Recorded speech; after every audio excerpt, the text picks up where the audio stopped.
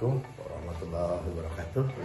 Sahabat sehat semua, alhamdulillah. Perkenalkanlah, saya nama Haji Ujang Setiawan CMMTH. Saya adalah sebagai master terapis di keilmuan Gusmus Raksa Jasad. Baik teman-teman semua, sahabat sehat semua, saya sedikit akan memudar tentang bagaimana sejarah keilmuan Gusmus Raksa Jasad dengan kitab Nabawadah Ta'ala. Baik sahabat sehat semua, keilmuan Gusmus Raksa Jasad ini berawal dari suatu utusan yang berasal dari Yastrib dengan nama Maulana Malik Ibrahim pada tahun 617 Masehi. Keilmuan ini yang dibawa oleh Maulana Malik Ibrahim dengan kitabnya yaitu Hayatul Fatah, berkolaborasi dengan salah satu kitab Samapta, yaitu Sabta Daya Naga Sampurna, yang mempunyai kesamaan visi, kesamaan tujuan. Diantaranya dari kedua visi itu muncullah satu kitab, yaitu namanya kitab Nabawadah Ta'ala. Nah, ini adalah suatu cikal bakalnya.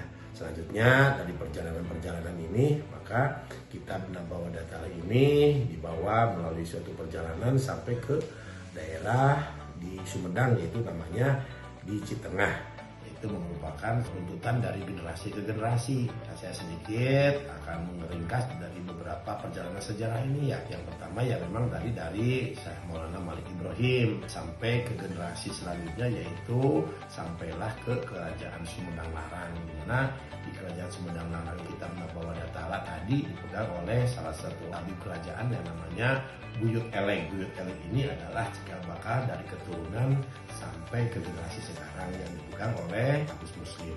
Di antaranya dari Buyut Elek itu diwariskan kepada Kimadharo, dan Kimadharo juga diwariskan ke Bapak Sutyarna sebagai ayahanda dari Agus Muslim ini.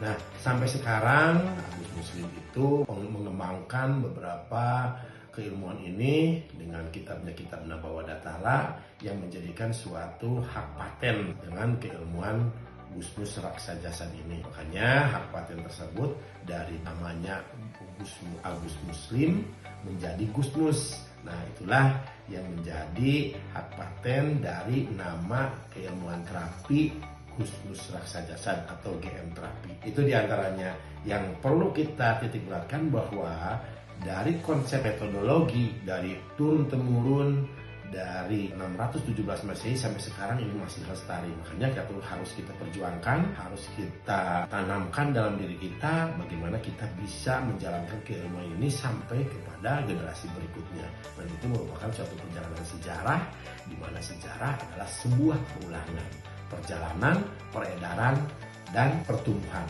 Itu diantaranya sahabat saya semua.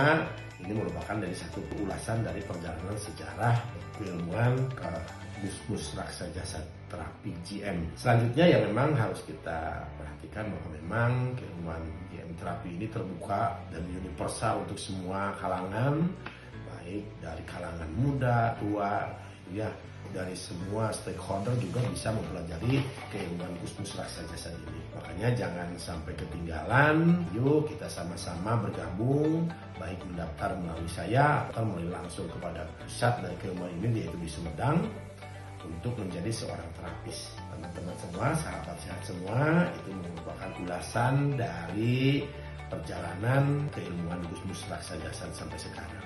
Dan Gusmus Raksa Jasad, alhamdulillah, dengan keilmuan Gusmus Raksa Jasad ini, alhamdulillah saya sudah berada sekarang di klinik terapi kabuyutan Raksa Jasad. Klinik terapi kabuyutan ini alhamdulillah dibuka setiap hari dari mulai pagi Senin sampai hari Jumat, mulai dari 6 pagi sampai jam 3 sore. Terima kasih pada semuanya. Semoga ini menjadikan suatu inspirasi, mari berkarya. Tapi yang perlu ingat, salah satu bahwa keilmuan daripada keilmuan Gusmus terapi ini mendorong suatu perjalanan hidup menjadi suatu tujuan, di mana tujuan kita itu adalah 5 aspek. Pertama, aspek sosial kita dapatkan, aspek edukasi juga bisa kita dapatkan, aspek spiritual juga kita bisa dapatkan. Yang selanjutnya, aspek finansial dan aspek sehat. Sehat untuk diri kita, sehat untuk keluarga kita, dan sehat untuk semuanya. Terima kasih. Assalamualaikum warahmatullahi wabarakatuh.